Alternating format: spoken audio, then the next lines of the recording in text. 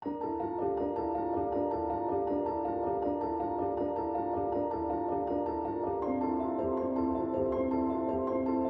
to the Paul Wallis channel. In these short stories of origins, I'm going to be sharing some anomalous stories in the news, strange phenomena in the present day, and asking how they relate to the stories our ancestors told in our world mythologies. At the end of each video, I'm going to ask how that relates to your experience, and I'd love to hear from you as to what you've experienced of these things, what your thoughts are. So please jump into the comments and we'll have a conversation.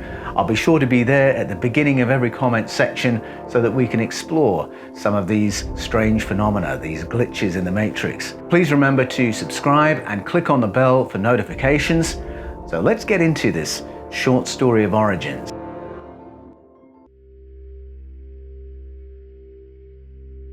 I have a friend who I'll call Jim. When he was very young, he had a problem in his gut, and from the time he was a baby, his body had great difficulty absorbing the nutrients it needed from his food in order for him to grow and thrive as a baby and as a toddler. This problem didn't go away as he grew up, and it reached the point when he was about 2 years old that it was really touch and go as to whether he was going to survive at all. And Jim was in hospital. They were doing everything they could think of to help this little baby thrive and absorb all the nutrients that it needed in order to grow. But instead of getting better, things were just getting worse. The nurses and doctors were at the end of their wits. They had nothing further they knew how to do for him. Jim's survival was so uncertain that his mother now slept in the ward with him from night to night to watch over him. And then one night, she heard somebody come into the ward who she assumed to be a nurse. And the figure walked past her and went over to the cot in which Jim was lying. And it leant over him and picked him up. But as his mother watched, she realized this wasn't a nurse's uniform. This was some other kind of uniform, and she couldn't quite see any detail on the figure. And at first she became quite fearful because she didn't know who or what this figure was. But something restrained her. Her instinct was to jump up and say, "Excuse me, that's my baby," and take hold of Jim and take charge of the situation. But something restrained her so that she just watched this figure picked up her baby and then placed him back down in the cot and then vanished from the ward. In the morning, when Jim's mum woke up, the first thing she did, having remembered this strange encounter from the night before, was jump up and run to the cot and look over her baby. Jim looked peaceful and happy and healthier than he had in a long time. And in actual fact, it was from that night on that Jim began to recover, began to feed properly, and absorb all the nutrients he needed from his food to grow and thrive. And today, he's a healthy, strong man with a family of his own. But who or what was that strange, anomalous figure?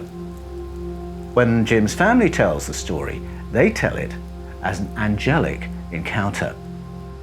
Another example of an angelic encounter from somebody I know was from a team who were on mission in Australia. That first story was from the UK from many years ago. This is a story from the 2010s in Australia. This team was out on mission in the Northern Territory, which is quite a sparsely populated area of Australia. And they were all in a minibus on their way to the mission site.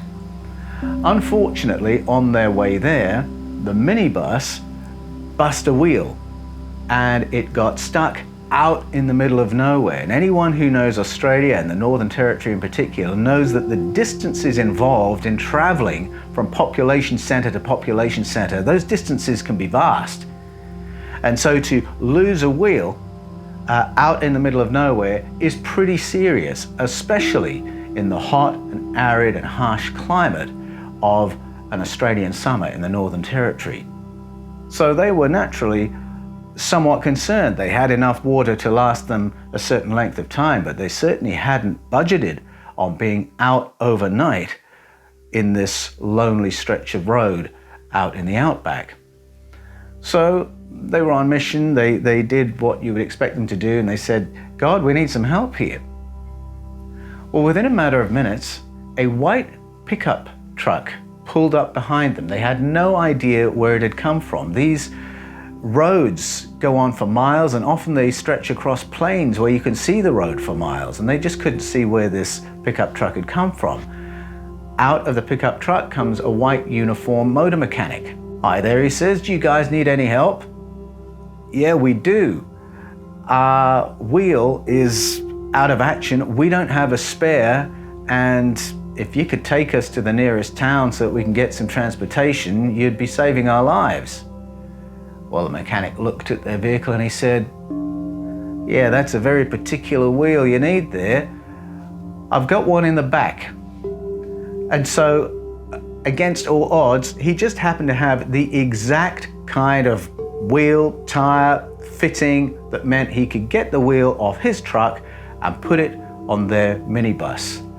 Well, they were open-mouthed as they watched him take the wheel off his truck, fit it onto their minibus, and within a matter of half an hour, they were good to go. "Oh, thank you so much. You have literally saved our lives. What do we owe you for this?" No, he said, "No worries, no problem." Gets back in his white pickup and drives off. And while they're all looking at each other saying, "What just happened?" they realize they have no idea where his van went. Now, you tell that story in a church or a community of faith, and people will right away say, "Oh, that's an angelic encounter. That's the story of an angel." Well, what do people mean by that, and why do they say it? If you go to the stories of the Hebrew scriptures or the stories of the New Testament, there are these beings who turn up in the stories from time to time who will be referred to in English as angels. And the words that angel translates can either mean an entity who's more powerful than us, or it can simply mean someone on a mission, someone sent with a message or an assignment. The word angel doesn't actually tell you anything about the biology or the genus of the person or entity concerned. It just says somebody turned up and helped. So in the New Testament, the Apostle Peter's in prison. "How did you get out?" they ask him when he gets out of prison. And he says, "Well, an angel came and unlocked all the doors." No more detail as to who or what that angel was. There's a time in the Hebrew scriptures when an army is hopelessly outnumbered and very anxious about going into battle, and then they encounter someone who says, "Actually, I'm on neither side, but I'm going to support you guys this day because I don't want you getting slaughtered." These are told as stories of angels. Now, what's interesting is that these stories don't just occur in religious traditions or in faith circles. I reckon you could sit down any friendship group or family circle and someone would have a story like this, an uncanny, anomalous story of a stranger appearing from out of nowhere and helping in a critical moment. Our ancestors have told the stories using the language of angels. But who are these people sent with a message or sent on a mission? And what are they if their powers are greater than ours? Our mythologies have an answer to that question, but I wonder what your answer is. Have you ever experienced anything, either yourself or you're one person removed from a story like this? And what do you make of it outside of a religious context? What are we talking about? Who are these people?